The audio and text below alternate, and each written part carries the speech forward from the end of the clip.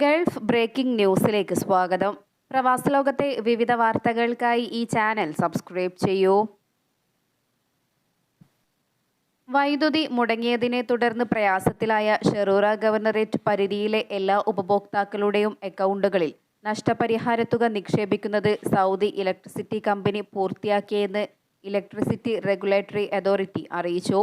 Guaranteed electrical service സ്റ്റാൻഡേർഡുകൾക്കുള്ള ഗൈഡിന് അനുസൃതമായാണിത്. ഉപഭോക്താക്കൾ പരാതിയോ ക്ലെയിമോ സമർപ്പിക്കേണ്ട ആവശ്യമില്ലാതെയാണ് നഷ്ടപരിഹാരത്തുക നിക്ഷേപിച്ചതെന്നും അതോറിറ്റി കൂട്ടിച്ചേർത്തു.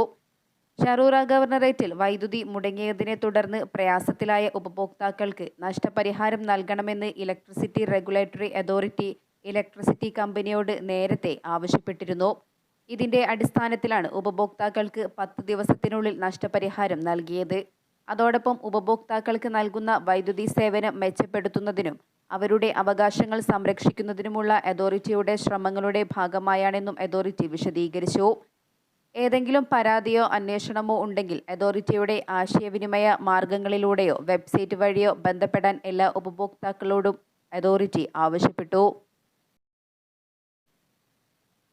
യുഎഇയിൽ ചൂട് ശക്തമായ സാഹചര്യത്തിൽ അപകടത്തിൽപ്പെടുന്ന വാഹനങ്ങളുടെ എണ്ണം കൂടിവരുന്ന പശ്ചാത്തലത്തിൽ വാഹന ഉപഭോക്താക്കൾ അവയുടെ സുരക്ഷിതത്വം പരിശോധിച്ച് ഉറപ്പുവരുത്തണമെന്ന് അധികൃതർ മുന്നറിയിപ്പ് നൽകി. റോഡ് സുരക്ഷ ഉറപ്പാക്കുന്നതിനായി ആഭ്യന്തര മന്ത്രാലയവും യുഎഇയിലെ ട്രാഫിക് അധികൃതരും വേനൽക്കാലം ആയതോടെ വാഹന പരിശോധനകൾ ശക്തമാക്കിയിരിക്കുകയാണ്. സുരക്ഷിതമല്ലാത്ത ടയറുകളുമായി വാഹനം ഓടിക്കുന്നത് ഫെഡറൽ ട്രാഫിക് നിയമത്തിലെ ആർട്ടിക്കിൾ 82 പ്രകാരം കുറ്റകരമാണ്. 500 ദിർഹമാണ് ഇതിന് പിഴ ചുമത്തുക. കൂടാതെ വാഹനം ഒരാഴ്ചത്തേക്ക് പിടിച്ചെടുക്കുകയും ഡ്രൈവർക്ക് 4 ബ്ലാക്ക് പോയിന്റുകൾ ലഭിക്കുകയും ചെയ്യും.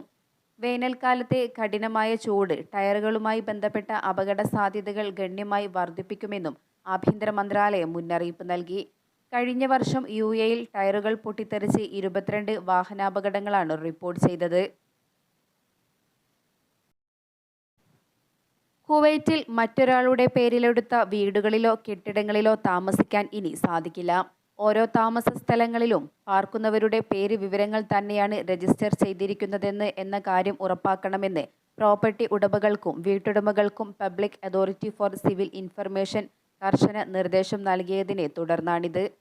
നിലവിൽ നിയമാനുസൃതമായ താമസക്കാർ മാത്രമാണ് കെട്ടിടത്തിൽ ഉള്ളതെന്ന് വ്യക്തമാക്കണമെന്ന് മാത്രമല്ല, നിലവിൽ താമസിക്കാത്ത ആരുടെയെങ്കിലും പേരുകൾ കെട്ടിടത്തിലെ താമസക്കാരായി രജിസ്റ്റർ ചെയ്തിട്ടുണ്ടെങ്കിൽ അവ രജിസ്റ്ററിൽ നിന്നും നീക്കം ചെയ്യണമെന്നും അധികൃതർ നിർദ്ദേശം നൽകി. താമസക്കാരല്ലാത്ത വ്യക്തികളെ അവരുടെ വിലാസരേഖകളിൽ നിന്നും നീക്കം ചെയ്യാൻ ആവശ്യപ്പെടുമ്പോൾ പ്രോപ്പർട്ടി ഉടമകൾ അവരുടെ വിരലടയാളം നൽകേണ്ടതുണ്ടെന്നും PSCIയിലെ രജിസ്ട്രേഷൻ അഫയേഴ്സ് ഡെപ്യൂട്ടി ഡയറക്ടർ അറിയിച്ചു. താമസക്കാരുടെ പേരുകൾ തെറ്റായ രീതിയിൽ നീക്കം ചെയ്യപ്പെടുന്നില്ല എന്ന് ഉറപ്പുവരുത്തുന്നതിന് വേണ്ടിയാണിത്. ബുറൈമി ഗവർണറേറ്റിലെ ഹഫീദ് അതിർത്തി പ്രദേശത്ത് റോഡിൽ അറ്റകുറ്റപ്പണികൾ പുരോഗമിക്കുന്നു. ഹഫീദ് അതിർത്തി വഴി യുഎഇയിലേക്ക് സഞ്ചരിക്കുന്നവരും ഇതുവഴി ഒമാനിലേക്ക് വരുന്നവരും അധികൃതരുടെ ഗതാഗത സുരക്ഷാ നിർദ്ദേശങ്ങൾ പാലിക്കണമെന്ന് ഗതാഗത ആശയവിനിമയ വിവര സാങ്കേതിക മന്ത്രാലയം പുറത്തിറക്കിയ ഓൺലൈൻ പ്രസ്താവനയിൽ അറിയിച്ചു. ദോഫർ ഗവർണറേറ്റിൽ തൊഴിൽ നിയമ ലംഘകരെ കണ്ടെത്തുന്നതിന് മന്ത്രാലയം പരിശോധനകൾ തുടരുന്നു. ജൂലൈ 1 മുതൽ 24 വരെയുള്ള ദിവസങ്ങൾക്കിടെ തൊഴിൽ മന്ത്രാലയത്തിലെ ഡയറക്ടറേറ്റ് ജനറൽ ഓഫ് ലേബർ വിഭാഗം 382 പരിശോധനകൾ നടത്തുകയും 512 നിയമലംഘകരെ അറസ്റ്റ് ചെയ്യുകയും ചെയ്തു. തൊഴിൽ നിയമങ്ങൾ ലംഘിച്ച് ഡെലിവറി സേവനം നടത്തിയവർ, കുന്തിരിക്കവും മറ്റും വിൽപ്പന നടത്തിയവർ, റിയൽ എസ്റ്റേറ്റ് ബ്രോക്കർമാർ, തെരുവ് കച്ചവടക്കാർ, കാർ വാടകയ്ക്ക് നൽകുന്നവർ തുടങ്ങിയവർ അറസ്റ്റിലായവരിൽ ഉൾപ്പെടുന്നു. ഖരീഫ് കാലത്ത് തൊഴിൽ നിയമ ലംഘനങ്ങൾ ഒഴിവാക്കുകയും സുരക്ഷിതവും സുസ്ഥിരവുമായ തൊഴിൽ വിപണി പ്രദാനം ചെയ്യുകയുമാണ് ലക്ഷ്യമെന്നും മന്ത്രാലയം പ്രസ്താവനയിൽ കൂട്ടിച്ചേർത്തു. തൊഴിൽ നിയമങ്ങൾ ലംഘിച്ച് അനുമതി ഇല്ലാത്ത വാണിജ്യ പ്രവർത്തനങ്ങളിലോ ജോലികളിലോ ഏർപ്പെടുന്ന പ്രവാസികൾക്കെതിരെ കർശന നടപടി സ്വീകരിക്കും. പിടിക്കപ്പെട്ടാൽ തൊഴിൽ താമസ നിയമ ലംഘനങ്ങൾക്കുള്ള ശിക്ഷാ നടപടികൾക്കും വിധേയമാക്കും.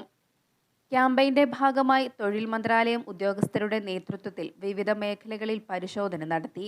തൊഴിലുടമകൾക്കും തൊഴിലാളികൾക്കും നിർദ്ദേശങ്ങൾ നൽകുകയും ബോധവൽക്കരണങ്ങൾ നടത്തുകയും ചെയ്തു.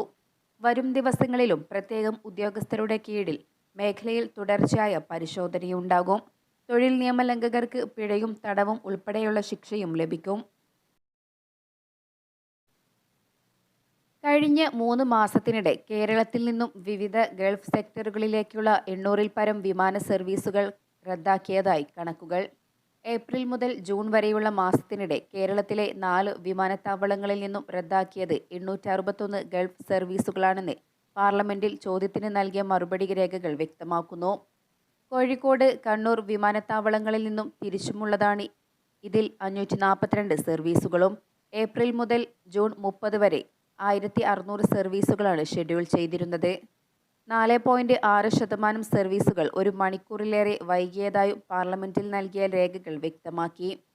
കേന്ദ്ര വ്യോമയാന മന്ത്രി കിഞ്ചരപ്പു റാംമോഹൻ നായിഡു നൽകിയ ഉത്തരമനുസരിച്ച് കേരളത്തിലെ വിമാനത്താവളങ്ങൾ ഉൾപ്പെടെയുള്ള ഇന്ത്യൻ വിമാനത്താവളങ്ങളിൽ നിന്നുള്ള വിമാനങ്ങൾ റദ്ദാക്കപ്പെടുന്നത് പ്രധാനമായും ഗൾഫ് മേഖലയിലാണ്.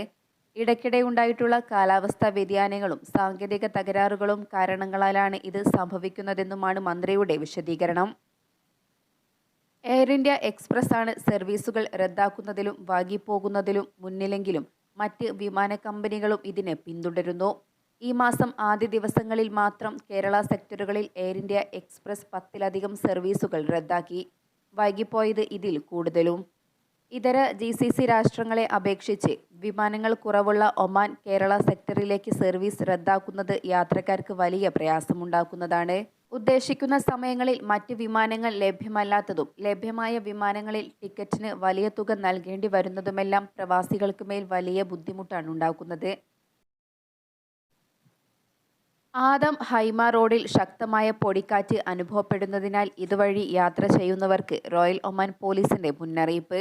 വടക്ക് പടിഞ്ഞാറൻ കാറ്റ് ശക്തി പ്രാപിച്ച് വിവിധ ഭാഗങ്ങളിലേക്ക് പ്രവേശിച്ചത് വിവിധ പ്രദേശങ്ങളിൽ പൊടിക്കാറ്റിന് കാരണമായി. രാജ്യത്തിന്റെ വടക്ക് ഭാഗങ്ങളിലാണ് കൂടുതലും പൊടിക്കാറ്റ് ശക്തിപ്പെട്ടത്. പൊടിക്കാറ്റിനെ തുടർന്ന് റോഡിലേക്ക് മണ്ണ് നീങ്ങുകയും യാത്ര ദുർഘടമാവുകയും ചെയ്തിട്ടുണ്ട്. കാഴ്ചപരിധിയും ചുരുങ്ങി. അസ്ഥിര കാലാവസ്ഥ തുടരുന്നതിനാൽ ജാഗ്രത പാലിക്കണം. അടുത്ത ദിവസങ്ങളിൽ കനത്ത പൊടിക്കാറ്റ് തുടരാനിടയുണ്ട്. പൊടിക്കാറ്റ് ശക്തമാകുന്നതിനാൽ കാഴ്ചപരിധി കുറയുമെന്നും മുന്നറിയിപ്പിൽ വ്യക്തമാക്കുന്നു. ഖരീഫ് കാലമായതിനാൽ ദിനംപ്രതി 100 കണക്കിന് വാഹനങ്ങളാണ് ആദം ഹൈമ റോഡ് ഉപയോഗിക്കുന്നത്. രാത്രി സമയങ്ങളിലടക്കം ഇതുവഴി നിരവധി വാഹനങ്ങളും കടന്നുപോകുന്നു. അയൽ രാഷ്ട്രങ്ങളിൽ നിന്നും റോഡ് മാർഗം സലാലയിലേക്ക് യാത്ര ചെയ്യുന്നവരും ആദം ഹൈമ തുംറൈത്ത് റോഡാണ് ഉപയോഗപ്പെടുത്തുന്നത്. ഇടയ്ക്കിടെ റോഡിലേക്ക് മണൽ കയറുന്നതിനാൽ പകൽ സമയങ്ങളിലടക്കം ഇതുവഴി യാത്ര ചെയ്യുന്നവർ സുരക്ഷ ഉറപ്പുവരുത്തണം. അപകടം, അനിഷ്ട സംഭവങ്ങളും ഒഴിവാക്കുന്നതിന് മുഴുവൻ സമയവും ഈ വഴികളിൽ പെട്രോളിംഗുമായി റോയൽ ഒമാൻ പോലീസും രംഗത്തുണ്ട്. നിരവധി സ്ഥലങ്ങളിൽ ട്രാഫിക് പോയിന്റുകളും തുറന്നിട്ടുണ്ട്. 10,000 ഒമാനി റിയാലിന്റെ വ്യാജ നോട്ടുകൾ നൽകി പണം മാറ്റിയെടുത്ത സംഭവത്തിൽ പ്രവാസികൾ അറസ്റ്റിലായി. വടക്കൻ ബാത്തിന ഗവർണറേറ്റിലാണ് സംഭവം. 10,000 റിയാലിന്റെ വ്യാജ നോട്ടുകൾ നൽകി ഒമാനി പൗരനെ വഞ്ചിക്കുകയായിരുന്നു എന്ന് റോയൽ ഒമാൻ പോലീസ് അറിയിച്ചു. പ്രതികൾ അറബ് രാജ്യക്കാരാണ്. വ്യാജ നോട്ടുകൾ കൈവശം വെച്ചതിനും കബളിപ്പിക്കാൻ ശ്രമിച്ചതിനും ഇവർക്കെതിരെ നടപടി സ്വീകരിച്ചതായും പോലീസ് വ്യക്തമാക്കി.